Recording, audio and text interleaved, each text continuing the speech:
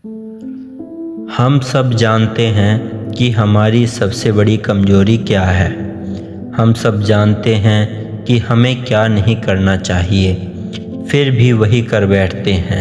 हम जानते हैं कि काम, क्रोध, लोभ हमें गिरा रहे हैं, फिर भी हम उनसे लड़ नहीं पा रहे हैं। आखिर क्यों? चारों तरफ जिंदगी में अंधेरा है, तो ऐसे में क्या करना चाहिए? हमारे अंदर अखंड भगवत स्मरण नहीं है, हमारे भीतर नाम की तैल धारावत धारा नहीं बह रही है, और जब स्मरण नहीं रहता तो मन और इंद्रियां हम पर हावी हो जाती हैं। लेकिन आज मैं आपसे एक बात स्पष्ट कहने आया हूँ, साधक को कभी भी निराश नहीं होना चाहिए। हाँ, हम 1000 बार गिरे हैं, पर 1000 बार पहली बार उठेंगे। यह कोई 1 साल का खेल नहीं है, यह अनंत जन्मों की आदतों का संघर्ष है। हम जन्म जन्मांतर से विषयों के अभ्यासी हैं, और 2-4 साल भजन कर लिया और कहें कि मन शांत क्यों नहीं हुआ। धैर्य चाहिए, विश्वास चाहिए, और सबसे ज़्यादा शरणागति चाहिए। जब गिरो तो प्रभु से छिपो मत। कभी कभी मन कहता है, मैं बहुत पापी हूँ, मैं भगवान के योग्य ही नहीं हूँ। लेकिन सोचो, अगर बच्चा गिर जाए तो क्या माँ उसे धक्का देती है? नहीं, वह उसे उठाती है।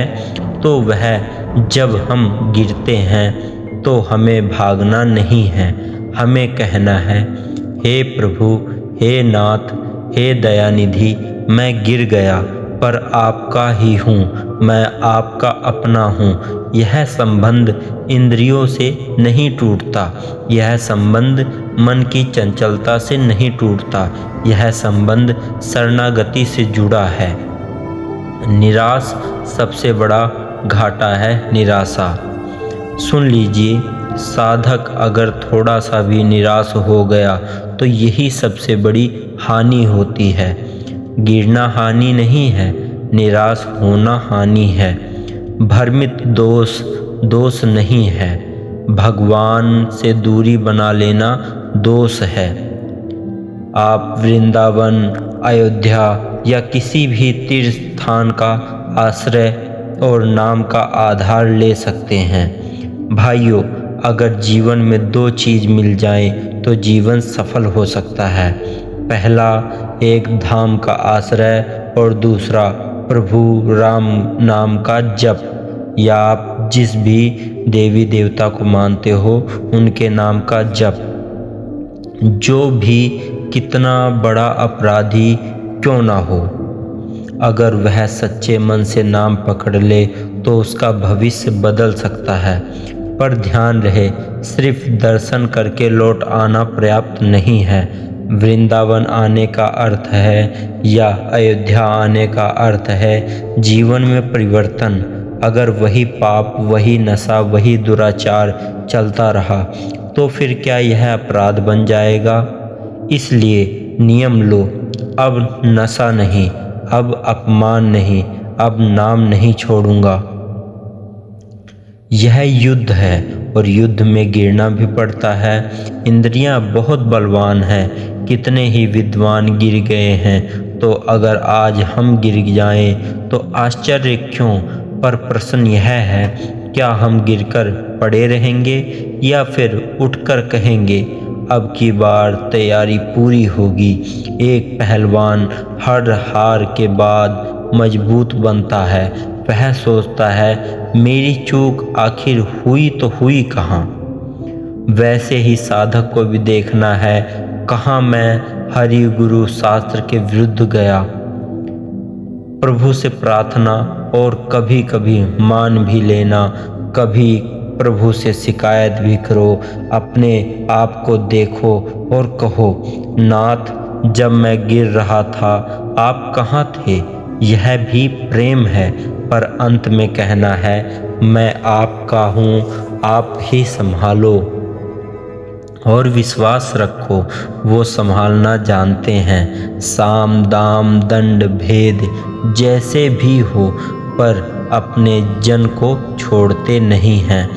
नाम जहाँ है वहाँ मोह नहीं है, वहाँ नाम है जहाँ अज्ञान नहीं टिक सकता। नाम सूर्य है, मोह अंधकार है, सूर्य आया है, अंधकार गया है। इसलिए राम नाम जपते रहो, चलते रहो, गिरते रहो, उठते रहो, पर नाम मत छोड़ो। दूसरे साधक पर हंसना मत। एक और बात, किसी साधक की दयनीय स्थिति देखकर हंसना मत। आज वह गिरा है, कल तुम भी गिर सकते हो। चक्र किसी पर भी घूम सकता है। अगर कोई गिर रहा है तो उसके लिए 4 माला और कर दो, ताकि उसका भी कुछ भला हो सके। उसके लिए कहो, हे प्रभु, इसकी बुद्धि को शुद्ध करो। यही सच्ची साधुता है, भरोसा और अंतिम साधन। अंत में साधना जरूरी है, पर साधन भगवान को बाध्य नहीं करते। भगवत प्राप्ति होती है भरोसे से। जब हृदय से कह दो, अब मेरा कुछ नहीं, सब कुछ है आपका प्रभु, तब भगवान भार ले लेते हैं। तुम्हें केवल आंचल पकड़े रहना है। दोस्तों, यह जीवन बहुत दुर्लभ है। बड़े भाग्य मानुष तन पावा।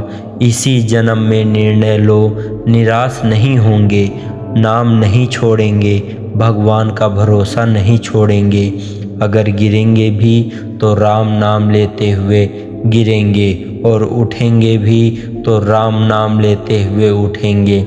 यही जीवन का राज है। राम राम राम।